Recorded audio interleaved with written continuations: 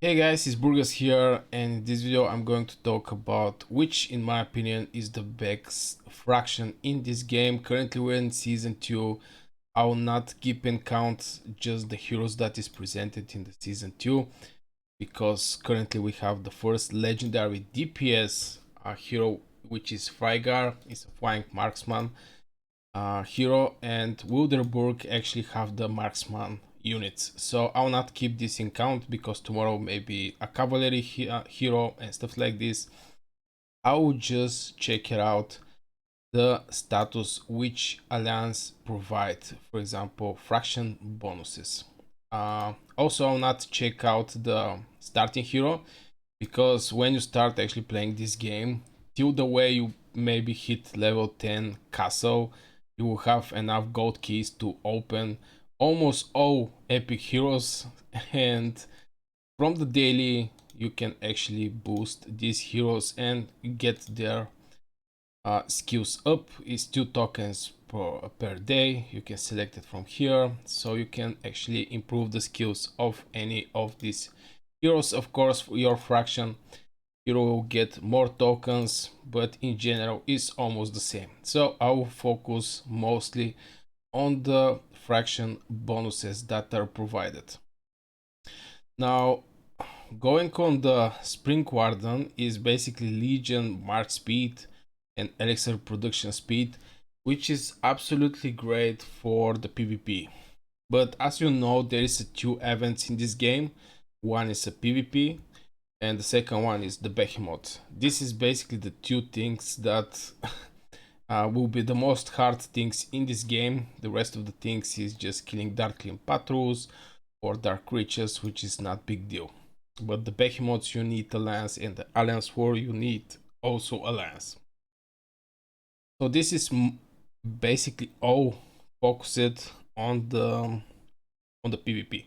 Maybe Legion March speed is good also for the Behemoth, but 5% is 5%. I mean, it's not much, but it's still something. So I will give for the Legion March speed is basically, yeah, I'll give 1 point for the Spring Warden for these 2 fraction bonuses.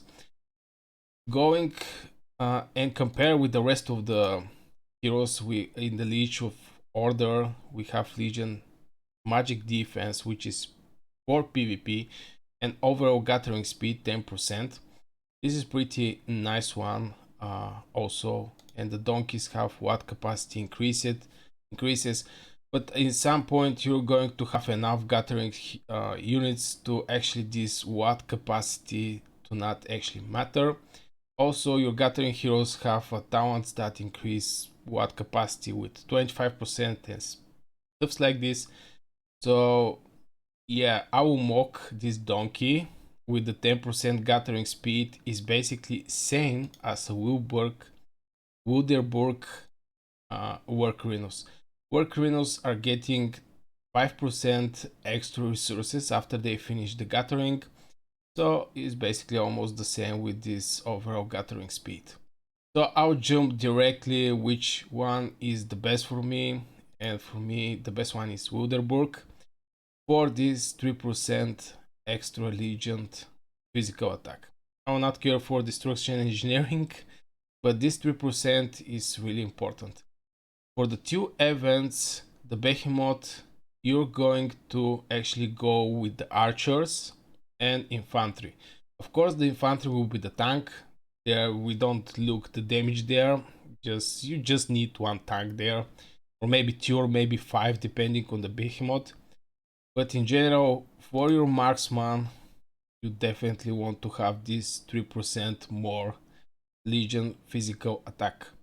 The second event is actually the Alliance War, and for the Alliance War there is a 2 units. Yeah, just for the Behemoth, just to mention that here we don't have anything to boost this attack for the Behemoth. Spring Vow actually have this 5% march speed, because sometimes you have to move faster, but if you know the mechanics of the Behemoth, you don't need that march speed, because you're going to know where to move. So here, huge thumbs up for the Wilderburg for the physical attack 3% for the Behemoth. I think this is the best race for the Behemoth. Going over the Alliance War, you have two units there, mages and cavalry. Why I actually mention cavalry is cavalry is mostly for killing the Gathering heroes. Every at the day one when one Alliance War starts, all donkeys are dead. That means the Gathering heroes are basically killed, and everybody will start gathering with military units. You're going to get huge advantage against these military units with your cavalry. I don't know, do I go in the...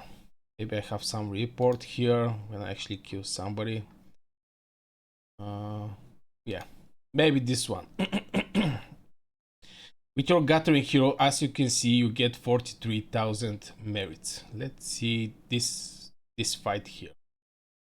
It's against this guy Bamboo, and he have 146,000 cavalry, and I have 131 cavalry. As you can see, the damage I actually do is close to 4 times more.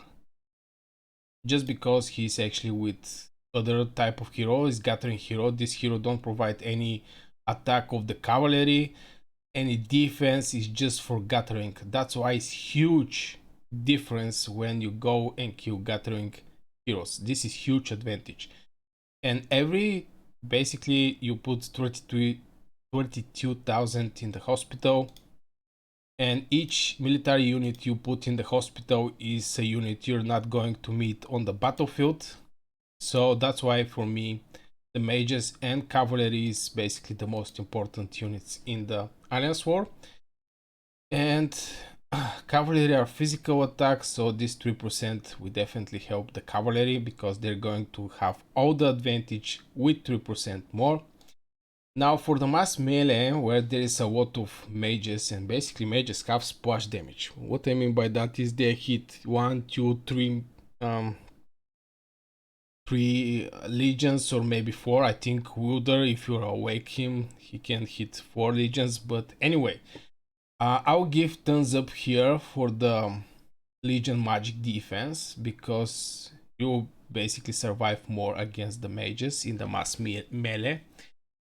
So 1 point for the Alliance War for League of Order, and 1 point for the Wilderburg, and 1 point for the Wilderburg, and 1 point for these guys on the Behemoth for the March speed, and the Alliance War for the March speed. I think the winner is for me Wilderburg. That's why I'm with Wilderburg.